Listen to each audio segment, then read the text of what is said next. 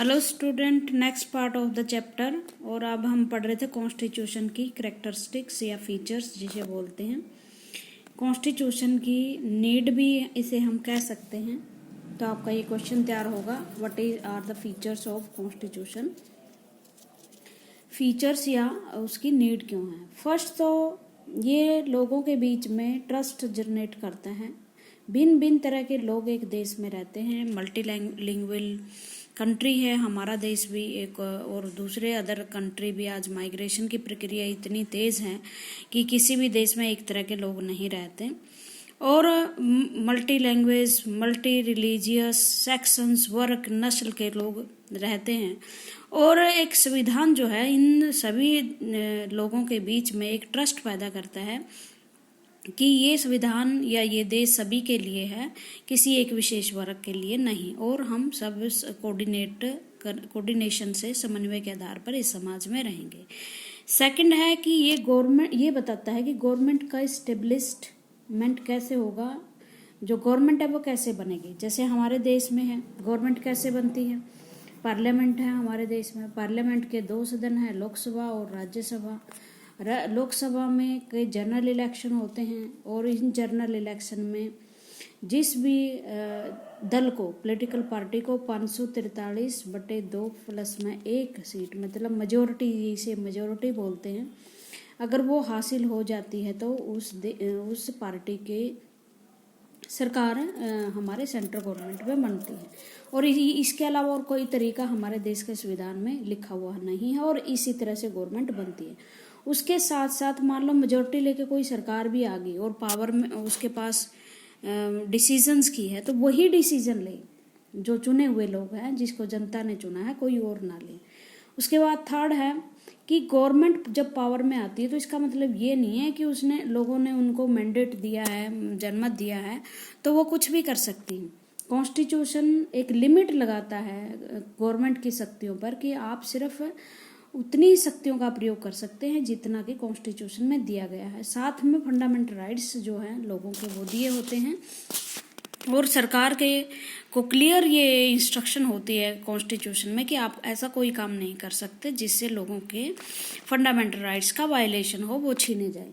Fourth था जो people हैं, लोग हैं, अगर लोगों को डिग्निटी दी जाए, लोगों की एक डिग्निटी होती है, और अगर डिग्निटी दी जाए तो क्या होता है, वो लोग उस देश के प्रति विश्वास जाहिर करते हैं, लोग देश से प्यार करते हैं, और उनके कुछ महत्वपूर्ण गोल हो जाते हैं, और उन गोल को पूरा करने के लिए वो एक गुड सोसाइटी का निर्माण करने में भागीदार बनते हैं। सभी कंट्रियां जो डेमोक्रेटिक कंट्री हैं उनमें कॉन्स्टिट्यूशन जरूर होता है, लेकिन जहां कॉन्स्टिट्यूशन हो जरूरी नहीं कि डेमोक्रेसी हो। समझ में नहीं आया हुआ।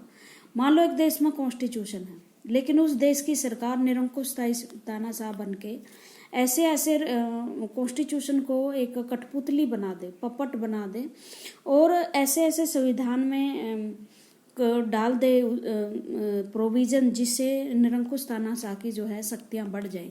जैसे पाकिस्तान में जब जनरल परवेज मुशर्रफ है वहाँ के मिलिट्री रूलर थे, तो उन्होंने संविधान को इस तरह से परिवर्तित किया कि राष्ट्रपति को ज्यादा से ज्यादा पावर हो। तो इस तरह से हम ये कह सकते हैं कि अगर आपके देश में संविधान है तो ये जरूरी नहीं कि निश्चित रूप से कि वहाँ कॉन्स्टिट्यूशन भी हो डेमोक्रेसी भी हो। लेकिन एक डेमोक्रेटिक कंट्री चलता ही कॉन्स्टिट्यूशन से। पहली शर्त कॉन्स्टिट्यूशन है कि रूल्स जो हैं आपके, जिस आधार पर रूल्स एंड लॉज हैं, रेगुलेशंस हैं, वो लिखे होने चाहिए। और सबसे पहले इसकी शुरुआत जो है अमेरिका में हुई थी। जैसे ही अमेरिका ने ग्रेट ब्रिटेन से आज़ादी मिली, उन्होंने 1776 में, 1787 में उन्होंने अपना कॉन्स्टिट्यूशन बनाया। उसके बाद फ्रांस की क्रांति हुई 1789 में, ये आप हिस्ट्री में पढ़ोगे। वहाँ भी कोशिश की जो लोगों के प्रतिनिधि थे कि एक डेमोक्रेटिक कॉन्स्टिट्यूशन की स्थापना की जाए, लेकिन कोशिश की, लेकिन वो पूरी तरह से स्थापित नहीं हुआ पाया। फ्रांस के लोगों ने बहुत सारे परिवर्तन किए, नए संविधान बनाए। 1948 में 20 संविधान उनका बना था। 5 संविधान अभी तक फ्रांस के बने हैं। तो इस तरह से, और इसी तरह जैसे ब्रिटेन है, कहने को तो वहाँ खैर अनरिटन कॉन्स्टिट्यूशन है, लेकिन फिर भी वहाँ रूल रेगुलेशन है। उन्होंने अपने संविधान को कंपाइल नहीं किया हुआ है, बस फ़र्क इतना सारा है। उसके बाद अफ्रीका का उदाहरण आपने देख ही लिया। 1945 के आसपास बहुत सारे देश आज़ाद हुए और उन्होंने डेमोक्रेटिक गवर्नमेंट को अपनाया, और डेमोक्रेटिक गवर्नमेंट के लिए बहुत सारे देशों ने कॉन्स्टिट्यूशन भी बनाया। अब हम अपने देश के संविधान पे आते हैं। जैसे अफ्रीका के संविधान के बारे में पढ़ा कि वहाँ लोग इकट्ठे हुए, काले ब्लैक लोग भी थे, जिसमें वाइट लोग भी थे, उन्होंने मिलकर अपना संविधान बनाया 2 साल में। अब हमारे देश का भी एक संविधान है, जिसके उपलक्ष्य में आप 26 जनवरी जो है वो इसका दिवस मनाते हैं। 26 जनवरी को एक रिपब्लिक डे मनाते हैं, और हर कोई कहता है कि क्या हुआ था इस दिन। कहा जाता है कि हमारे देश का संविधान इम्प्लीमेंट हुआ था। तो क्या हमारे देश का संविधान 26 जनवरी से पहले नहीं था? ये क्वेश्चन ये उठता है। अगर नहीं था तो वो लोग कौन थे जिन्होंने बनाया? उस संस्था का क्या नाम था जिसने वो पावर मिली? और वो पावर कहाँ से मिली? जो संविधान बनाने आई। वो लोग कौन थे जो संविधान असेंबली में चुनकर आए थे, और उन्होंने अपना संविधान कैसे निर्माण किया? तो आपको पता है भारत की जो नेशनल मूवमेंट थी वो चल रही थी, और उसमें बहुत सारे जो नेशनल फ्रीडम फाइटर थे आपके, वो अंग्रेजी सरकार से भिन्न भिन्न राइट्स प्राप्त करने के लिए लड़ रहे थे।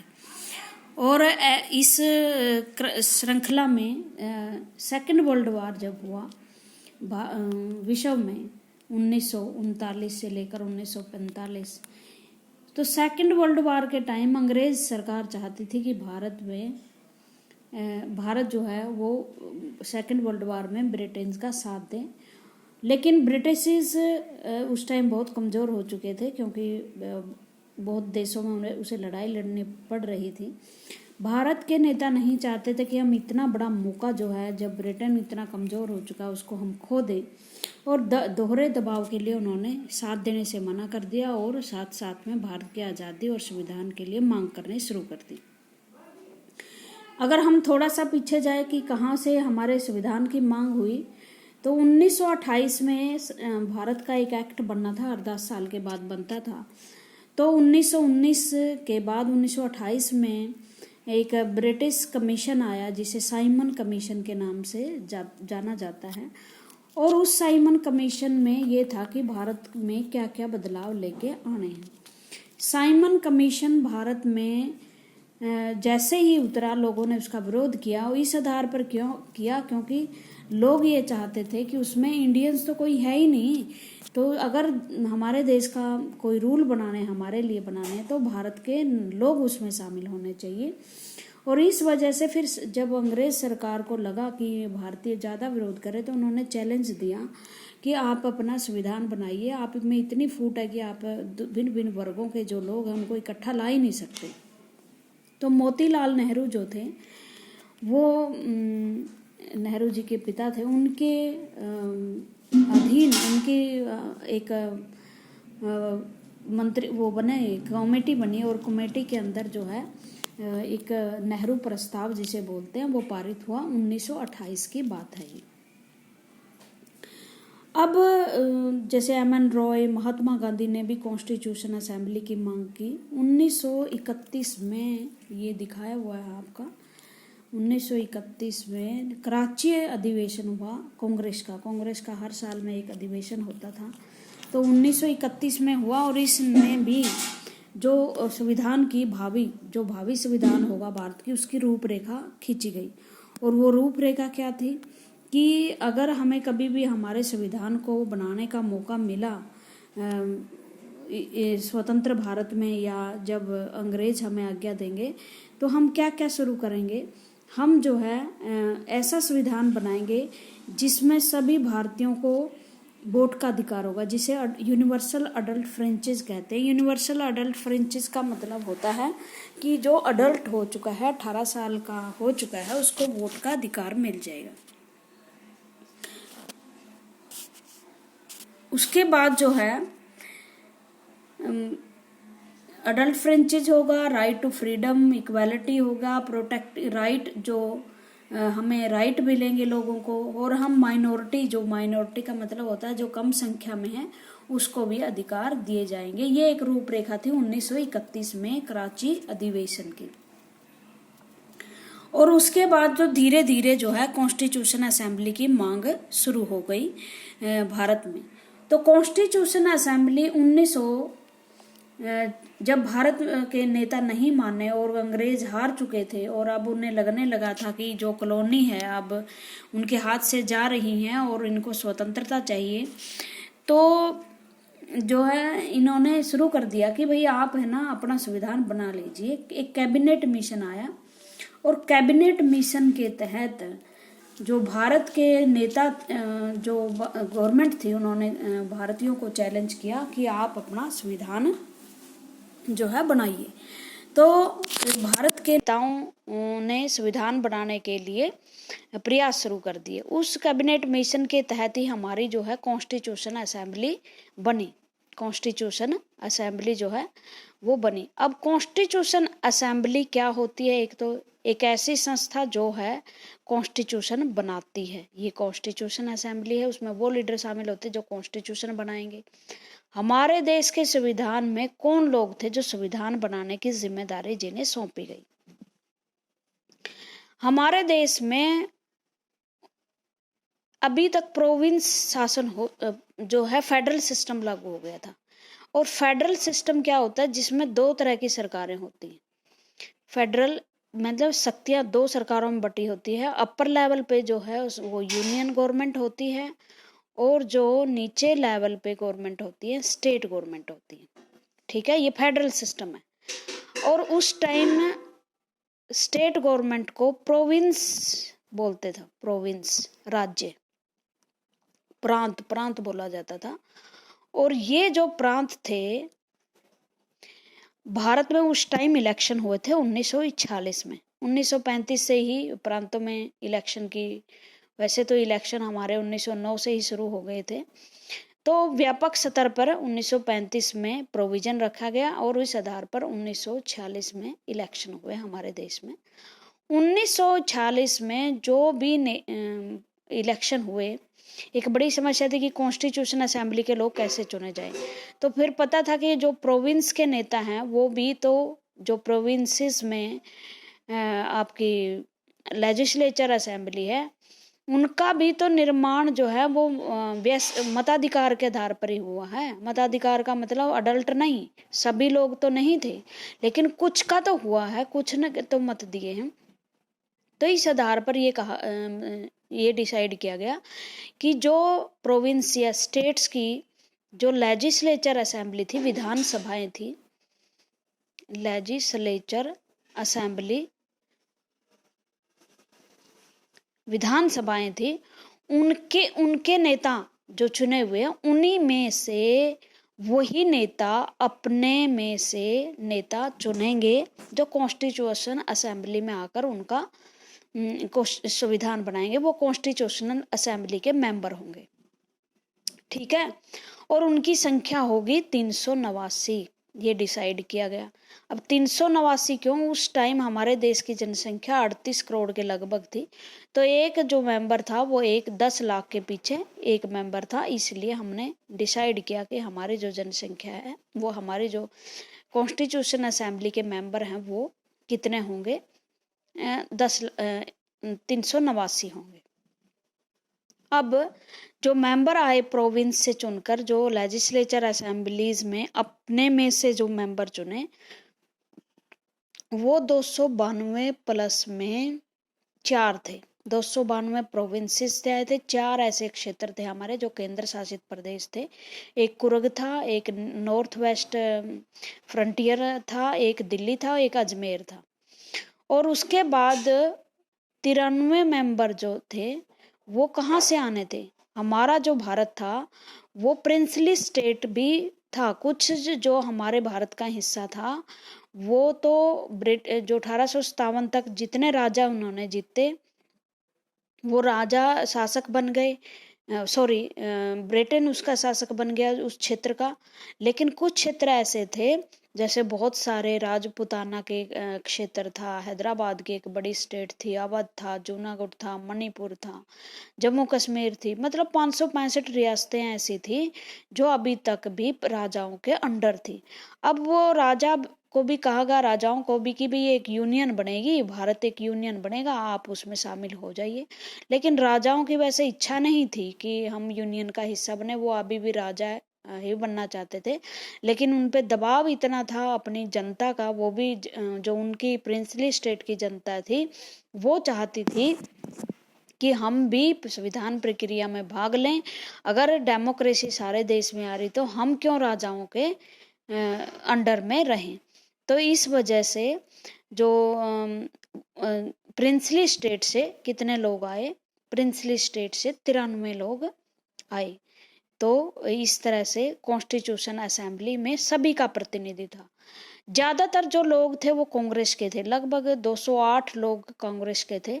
लेकिन कांग्रेस ने अब संविधान सभा में महिलाओं को भी भेजा, माइनॉरिटीज के लोग थे, सिख जो लोग थे उनको भी भेजा, और जिनका जिनका उनको ये लग रहा था कि प्रतिनिधित्व नहीं है, उनको सभी को कांग्रेस ने भेजा। और हम ये कह सकते हैं कि हमारे संविधान सभा में लगभग हर वर्ग का प्रतिनिधित्व था, दलित का, ट्राइबल्स का, महिलाओं का, प्रिंसली स्टेट का, मुस्लिम्स का, हिंदू का। लेकिन एक बात इस बीच बहुत बड़ी हो गई कि पाकिस्तान का बंटवारा, भारत और पाकिस्तान दो रिपब्लिक स्टेट हो गई, और पाकिस्तान को अब नया संविधान बनाना था। जो मुस्लिम लीग के लीडर थे, जो 73 मुस्लिम लीग के मेंबर थे, कांग्रेस पार्टी थी हमारी, कांग्रेस के अकेली मैंने बता दिया 208 मेंबर थे। इसके अलावा 73 मेंबर जो थे वो किसके थे, वो कांग्रेस इसके थे, मुस्लिम लीग के। वो मुस्लिम लीग के मेंबर जो हैं वो पाकिस्तान चले गए, और पाकिस्तान जाने के बाद जो है वो वहाँ संविधान बनाने लगे। तो भारत की जो संविधान सभा थी उसके जो मेंबर संख्या थी उनकी कम हो गई, और अब उनके जाने के बाद जो मेंबर रह गए वो थे 299 संख्या रहेगी। लेकिन 284 ने ही भारत के संविधान पर हस्ताक्षर किए थे लास्ट के दिन, ठीक है, 299। अब इम्पोर्टेंट डेट्स देख लेते हैं संविधान की। भारत का जो संविधान है वो 26 नवंबर 1949 को बनकर तैयार हुआ। 2 साल 11 महीने 18 दिन भारत के संविधान को लगे बनते हुए। तो जो इम्पोर्टेंट डेट है 6 दिसंबर 1946 संविधान सभा का गठन हुआ, ऑर्गेनाइजेशन हुआ उसका। 9 दिसंबर को पहली बैठक हुई 1946 में, और एक लीडर थे, सबसे बुजुर्ग लीडर थे सच्चिदानंद सिन्हा, उनको जो कॉन्स्टिट्यूशन असेंबली थी उसका चेयरमैन नियुक्त किया गया। सबसे बुजुर्ग व्यक्ति की एक ट्रेडिशन था हमारे यहाँ कि जो एक्टिंग, जो थोड़े दिन के लिए प्रोटेम स्पीकर चुना जाता है, वो थोड़े समय के लिए चुना जाता है। तो सबसे बुजुर्ग, आज भी लोकसभा में ऐसे ही स्पीकर चुना जाता है। तो कॉन्स्टिट्यूशन असेंबली के जो चेयरमैन थे प्रोटेम, वो थे सच्चिदानंद सिन्हा। लेकिन 13 दिसंबर को इसकी बैठक हुई 1949 को, और जो डॉक्टर राजेंद्र प्रसाद थे, जो भारत के फर्स्ट प्रेसिडेंट भी बने, राजेंद्र प्रसाद, उनको जो है कॉन्स्टिट्यूशन असेंबली का परमानेंट चेयरमैन चुना गया, ठीक है, परमानेंट चेयरमैन चुना गया। उसके बाद एक ड्राफ्टिंग कमेटी बनी। ड्राफ्टिंग कमेटी का क्या काम था, ड्राफ्टिंग कमेटी का काम था कि सरकार संविधान की रूपरेखा तैयार करना। उसमें 7 मेंबर थे, चेयरमैन जो थे उनके, ये याद रखना, ये very very short answer question बनेंगे। जो भीमराव अंबेडकर आप पढ़ते हो, वो वही व्यक्ति थे जो हमारे संविधान के निर्माता कहे जाते हैं, और ये संविधान सभा की ड्राफ्टिंग कमेटी के चेयरमैन थे। और उसके बाद जो है एक और याद रखना आप, BN राव, ये कोई संविधान सभा के पॉलिटिकल मेंबर नहीं थे, ये आईएएस अधिकारी थे। आईएएस अधिकारी थे और उन्होंने ये बहुत देशों में गए, वहाँ से एक पूरी इंफॉर्मेशन लेके आए, संविधानों के प्रारूप लेके आए, जो भारत के लिए सही था वो चीज़ें लेके आए, पूरा कंपाइल करके उन्होंने ड्राफ्टिंग कमेटी को सौंपा। और ये संवैधानिक सलाहकार थे भारत के, भारत की संविधान सभा के। बाद में इन्होंने बर्मा का संविधान भी बनाया और बड़ा सक्सेस रहा और बहुत ही ब्रिलियंट किस्म के की पर्सनैलिटी थे। एक थे एच.सी. मुखर्जी, ये संविधान सभा के डिप्टी चेयरमैन थे। इसका नाम कहीं कहीं आता है, याद कर लेना। तो ये डेट्स थी। फिर 2 साल 11 महीने लगे। एक विशेषता भारत की कॉन्स्टिट्यूशन असेंबली की ये थी कि सभी मामले ये तय किया गया कि कॉन्सेंट, जब सबकी सहमति बन जाएगी तभी हम क्या करेंगे, तभी कोई संविधान की धारा लागू की जाएगी। मतलब वोटिंग नहीं होगी। वोटिंग से क्या होता है, फिर राजनीति शुरू हो जाती है, द्वेष पैदा हो जाता है।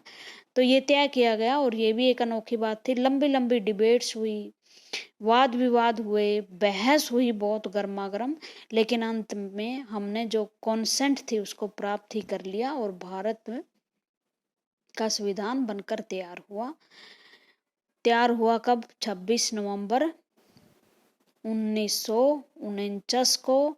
और 1949 को भारत का पहले विधि दिवस मना जाता था, लेकिन अब जो है ये गवर्नमेंट आई है, उसने इसको कॉन्स्टिट्यूशनल डे दिवस जो है कॉन्स्टिट्यूशनल डे घोषित कर दिया है।